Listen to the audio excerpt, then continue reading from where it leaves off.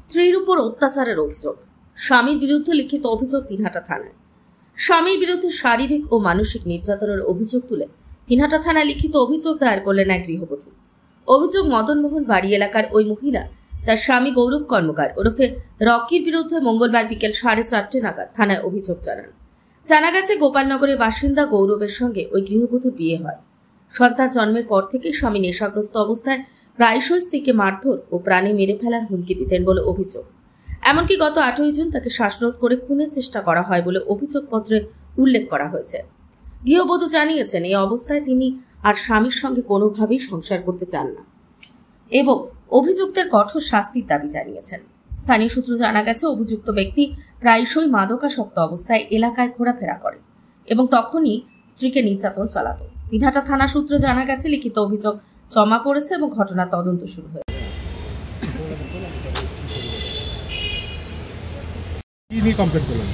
দীর্ঘ 9 বছর হলো আমার বড় আমার প্রতি বহুত মারধর করে, অত্যাচার করে। 8 তারিখ আমি পালিয়ে ওদের বাড়ির থেকে, 7 তারিখ রাত্রের থেকে অত্যাচার চরম পর্যায়ে চলে যায়। 8 তারিখ রাত্রে আমি পালিয়ে হাসপাতালে এসে ভর্তি হই, তাই আমি কমপ্লেন করলাম। কি নাম আপনার স্বামীর? গৌরব কর্মকার, ডাকনাম রকি। আপনার নাম? মনীষ। বাড়ি কোথায়? মদনমোহন বাড়ি। কি অত্যাচার, কি ধরনের অত্যাচার করতো? সে মারধর করতো, গায়ে হাত দেয়, বিভিন্ন ধরনের নেশা করতো। শুধু কি আপনার স্বামী নাকি শ্বশুরবাড়ির লোক? লাস্টে 8 তারিখে সকালবেলা একদম গলা চিপে ধরে। আমি কোনোভাবে পালিয়ে খামচি মার ঘুষি থাপ্পড়, তারপর আমি কোনোভাবে পালিয়ে হাসপাতালে এসে ভর্তি হই। মানে মারধর করে কেন? কি অভিযোগ আপনার উপর? মারধর করে কেন? মারধরের কোনো কারণ নেই, নিজে নেশা করে আমার উপরে অত্যাচার করে। থানায় অভিযোগ করলেন? হ্যাঁ, থানায় অভিযোগ বললাম। শুধু কি আপনার স্বামী অত্যাচার কেন শ্বশুরবাড়ির লোকেরা এর সঙ্গে যুক্ত রয়েছে? না, শ্বশুরবাড়ির লোকেরা বলতে আমার শাশুড়িও এখানে, আমার শাশুড়িও থাকে। আমি শাশুড়ির পাশের ঘরে থাকে। শাশুড়িও জানে, শাশুড়িও অত্যাচার করে। গায়ে হাত দেয় না শাশুড়ি, বাট অত্যাচার করে, ছেলেকে সাপোর্ট করে, প্রশ্রয় দেয়। দীর্ঘদিন যাবৎ মেয়ের সাথে অত্যাচার করে, নানা রকম টর্চারিং করে, গায়ে হাত দেয় এবং সেই সব সহ্য করতে পারছে না।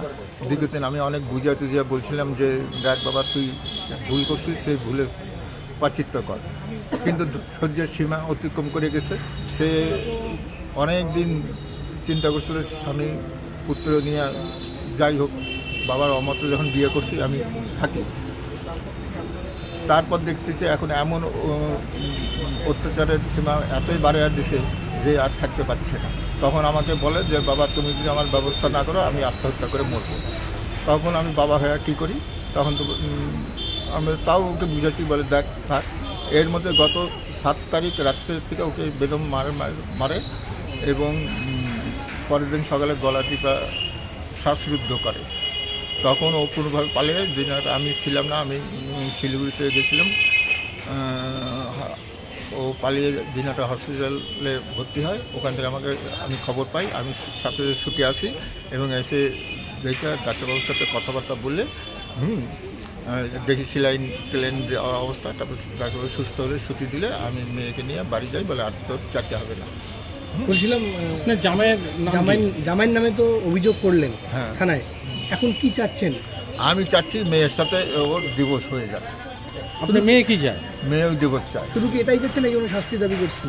না, আমি কোনো শাস্তি চাচ্ছি না, কোনো খরপোশ চাচ্ছি না। আমি বলছিলাম, জামাইয়ের কোনো শাস্তি চাচ্ছেন কি? হ্যাঁ, শাস্তি চাচ্ছি, সে অন্যায়কারীকে শাস্তি পায়। সেটাকে আমি এর আগেও পূর্বেও এরকম ঘটনা ঘটছে। আপনার জামাই কী করতো? আপনার জামাই কী করে? জামাই বর্তমানে ও নাঙ্গলে একটা পাতি মিল, সিন্ডিকেটের পাতি মিল আছে, সেই পাতি মিলে কাজ করে। কী নাম আপনার? আমার নাম ভারত কুমার ঘোষ।